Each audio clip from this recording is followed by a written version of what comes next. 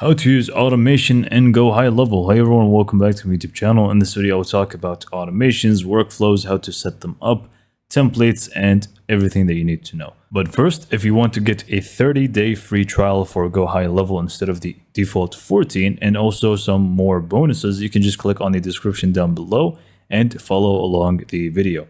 So let's just go and get back to the video. Okay, so to get started, you simply just wanted to log into your sub account that you want to create the automations for.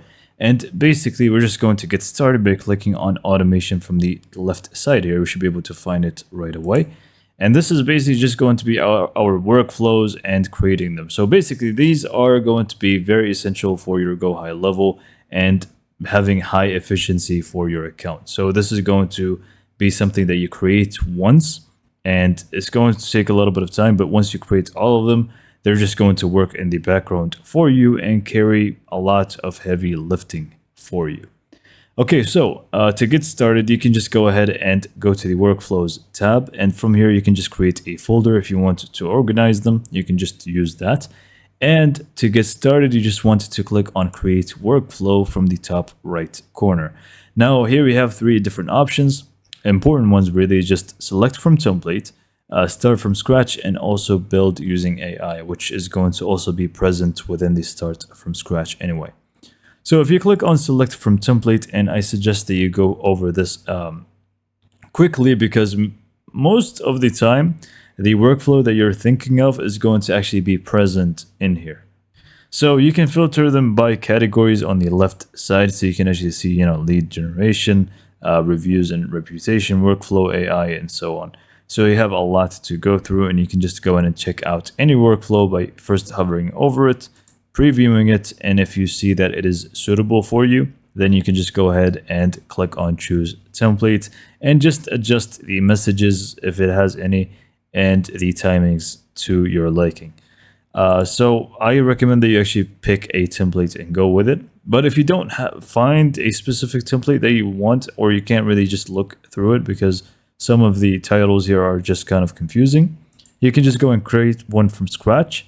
So just click on create workflow, start from scratch, and we're just going to do it from here.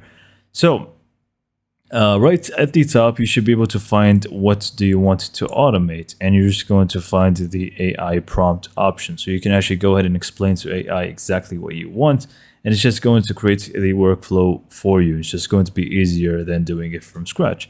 So I'm just going to describe a very simple workflow here.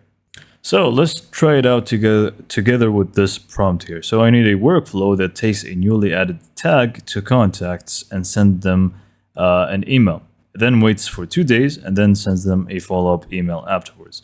So I'm just going to test it out here. I think this is my first time even using AI for a workflow. So let's see how it's actually going to work. So right away it says it's on it. It's actually going to create it here for us. It did understand it and so on. So I'm just going to wait for it to do its thing and see what's going to actually happen on screen here. All right, so we can actually see the steps here. First, the contact tag is added. Obviously, no filters is applied, so it doesn't really know yet which tag it is because I did not specify it on the prompt. So you are just going to adjust that, and also it's going to send out an immediate email, and then it's just going to wait for 2 days and then sends a follow-up email. Right, so because we didn't do a lot of details with the AI, it built the framework for us, but we still want to adjust things. For example, it doesn't know the tag. So what I'm going to do is just click on the step, which is the trigger, which is adding the tag. And I'm just going to add a filter, and it's going to be tag added. And I'm just going to select the tag, which is this one, and save trigger. So because I didn't explain it earlier, the trigger is going to be the main thing that happens, the event that actually happens. And once this thing, which is the trigger, happens, it's just going to trigger the next event, in the chain. So once step 1 happens, automatically it's going to send out an email, which, speaking of, we still want to adjust what it actually says in the email. So I'm just going to click on it again, and we're just going to add the subject line, so we can actually go ahead and do something like "don't forget to claim your prize" or whatever.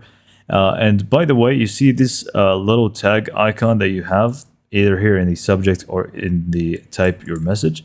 So this is going to help you with custom uh, values. For example, the person's first name. If you want to address them by their first name, you can just use this one. So we can just do something like hey, and then their first name. So I'm just going to click on the tag icon, contact, first name. So if their name is John, it's just going to say hey John, and then we can just finish off the sentence and what we wanted to actually say in the email here. So I'm just going to save the action. So now step 1 happens, sends out an email, waits for 2 days, and then I'm just going to adjust also the follow-up email. So you're just going to add the subject and also the message. So once you do that, you can save action, and now you should have a working workflow. What you can do next is go to the settings and set up, re-entry, multiple opportunities, or stop on response. So this one, if someone responds actually to the workflow, it's just going to not go to the next steps if you want that. So if you're happy with the workflow, you can test it out here on the top right. And once you're fully sure that it is working exactly how you want it to be, you're just going to make it public from the top right and save. And now it's pretty much just going to be working for you. And I also forgot to mention that you need to rename it here at the top. Otherwise, you're just going to give it a random name and you may lose it.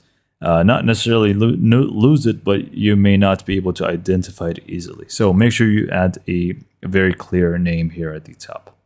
But yeah, this is automation in a nutshell for GoHighLevel. It's very simple and easy to use. Again, like I said, you're just going to create a bunch of them that are going to work for you, and basically just forget about them. Maybe just update them a little bit if you need anything else, or add new ones, but they're just going to do the heavy lifting for you. And with that being said, this is pretty much it for this video. Hopefully you found it to be informative and helpful. And for more information, subscribe to my YouTube channel, and thank you for watching.